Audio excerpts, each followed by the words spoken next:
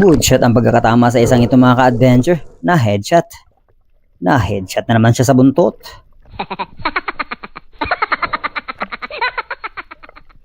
At ayan na nga.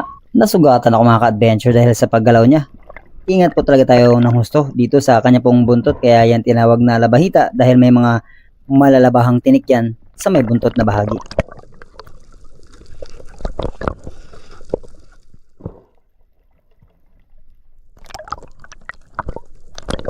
Habang inaayos ko ang aking pana mga ka-adventure ay paahon si Native Channel at pumana pala siya.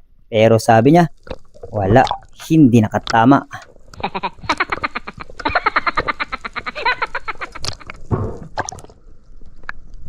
Tira nyo. Sige, tira nyo. Sipat mongod ka na diha. Sipat mongod ka na diha. Si Bogso, sinag-isag pa na.